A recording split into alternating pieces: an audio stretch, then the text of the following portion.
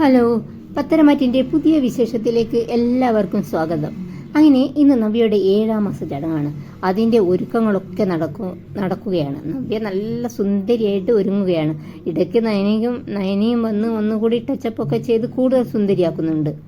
അഭിയാണെങ്കിൽ മുല്ലപ്പൂവ് വാങ്ങാമെന്നും പറഞ്ഞ് പുറത്തേക്ക് പോയി അനഘയെ കാണുന്നുണ്ട്. എന്നിട്ട് അനഘ പറയുന്നുണ്ട്, എൻ്റെ കുട്ടിയെ നീ ഏറ്റെടുത്തേ മതിയാകൂ. ഇനി അവളെ പ്രൊട്ടക്റ്റ് ചെയ്യാനൊന്നും എനിക്ക് കഴിയില്ല.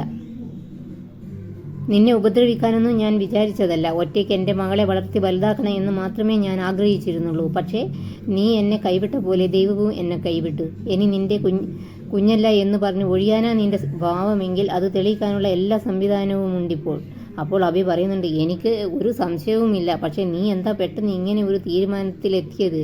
എന്നെ ഈ വിധം പ്രശ്നത്തിലാക്കാനുള്ള കാരണം എന്താണ്? അപ്പോൾ അനഘ കരയുന്നുണ്ട്. എന്നിട്ട് പറയുന്നുണ്ട്, അതുകൂടി പറയാം. ഇനി അത് പറയാതെ മൂടി വെച്ചിട്ട് എന്ത് കാര്യം? ഞാനെല്ലാം നിന്നോട് പറയാം. പക്ഷേ ഇവിടുന്ന് പറ്റില്ല. കുറച്ച് സമയമെടുത്ത് പറയണം. നീ എൻ്റെ കൂടെ വാ. അപ്പോൾ അഭി പറയുന്നുണ്ട്, അയ്യോ, എനിക്ക് നിൻ്റെ കൂടെ വരാൻ പറ്റില്ല. എനിക്ക് എത്രയും പെട്ടെന്ന് തന്നെ വീട്ടിലെത്തണം. അവിടെ ഒരു ഫംഗ്ഷനാണ്. ഫംഗ്ഷനോ? എന്ത് ഫംഗ്ഷൻ എന്ന് ചോദിക്കുന്നുണ്ട് അനഘ. എന്താ, നിൻ്റെ എൻഗേജ്മെൻറ്റ് വല്ലതും ആണോ? അപ്പോൾ അഭി പറയുന്നത്, അതെ എന്ന്. നവ്യയെ കല്യാണം കഴിച്ച കാര്യവും നവ്യ 7ാം മാസം ഗർഭിണിയാണെന്ന കാര്യമൊന്നും അവളോട് പറയുന്നില്ല അഭി. എന്നിട്ട് അനഘ പറയുന്നുണ്ട്, എത്ര തിരക്കാണെങ്കിലും നീ ഞാൻ പറയുന്നത് കേട്ടിട്ട് പോയാൽ മതി. നിന്നെ വെയിറ്റ് ചെയ്യുന്നവർ അവിടെ കുറച്ചു നേരം വെയിറ്റ് ചെയ്യട്ടെ. അഭിക്ക് വേറെ വഴിയില്ല. തൽക്കാലം അവൾ പറയുന്നത് അനുസരിക്കാനേ നിർവാഹമുള്ളൂ. പിന്നെ കാണിക്കുന്നത് അനന്തപുരിയാണ്. നവ്യ നന്നായി ഒരുങ്ങിയിട്ട് താഴെ വരുന്നുണ്ട്. മോള് നല്ല സുന്ദരിയായിട്ടുണ്ടല്ലോ എന്ന് എല്ലാവരും പറയുന്നുണ്ട്. പിന്നെ മുത്തശ്ശി ഒരു ആഭരണപ്പെട്ടി നവ്യക്ക് കൊടുക്കുന്നുണ്ട്. അതിൽ നിറച്ച സ്വർണ്ണാഭരണങ്ങളാണ്. ഇത് കണ്ട് ജലജയ്ക്കും ജാനകിക്കും സഹിക്കുന്നില്ല കേട്ടോ. ജലജ പറയുന്നുണ്ട്, അവൾ സ്വർണ്ണമൊന്നും കൊണ്ടുവന്നിട്ടില്ലെങ്കിൽ എന്താ, ഏതായാലും ഇപ്പോൾ പോകുമ്പോൾ നിറയെ സ്വർണവുമായിട്ടാണ് പോകുന്നത്. അത് കേട്ടൻ മുത്തശ്ശന് ദേഷ്യം വരുന്നുണ്ട്. മുത്തശ്ശൻ ജലജയ്ക്കിട്ട് കണക്കിന് കൊടുക്കുന്നുണ്ട്.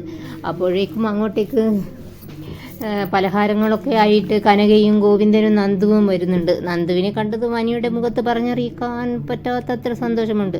മുത്തശ്ശൻ പറയുന്നുണ്ട്, നിങ്ങളൊക്കെ സമയത്തിന് വന്നു. ഇനിയും പ്രധാനപ്പെട്ട ഒരാൾ ഇവിടെ എത്തിയിട്ടില്ല. മുല്ലപ്പൂ വാങ്ങാൻ പോയതാണ് എന്നാണ് പറയുന്നത്. ഇനിയും അവൻ വന്നിട്ടില്ല. ഇനി അവൻ മനഃപൂർവ്വം വരാതിരിക്കുന്നതാണെങ്കിൽ അവൻ്റെ സ്ഥാനം ഇനി ഈ വീടിൻ്റെ പുറത്തായിരിക്കും എന്നിങ്ങനെയൊക്കെ ദേഷ്യത്തോടെ പറയുന്നുണ്ട് നമ്മുടെ മുത്തശ്ശൻ.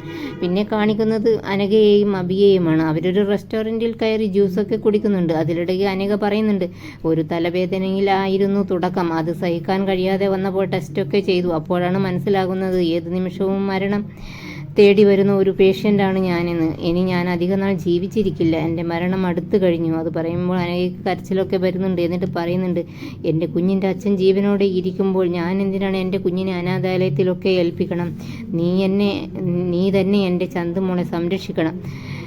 അത് കേട്ട് എന്ത് ചെയ്യണം എന്ത് പറയണമെന്നറിയാതെ നിൽക്കുന്നുണ്ട് അഭി. എന്നിട്ട് ചോദിക്കുന്നുണ്ട്, ഞാൻ വിവാഹം കഴിക്കുന്നവൾ ഈ കുഞ്ഞിനെ ഏറ്റെടുക്കാൻ തയ്യാറാകുമോ? അപ്പോൾ അനഘ പറയുന്നുണ്ട്, അതൊന്നും എനിക്കറിയണ്ട. നിൻ്റെ കുഞ്ഞിനെ നീയാണ് സംരക്ഷിക്കേണ്ടത്. അല്ലെങ്കിൽ നിൻ്റെ കല്യാണം തന്നെ ഞാൻ മുടക്കിക്കളയും.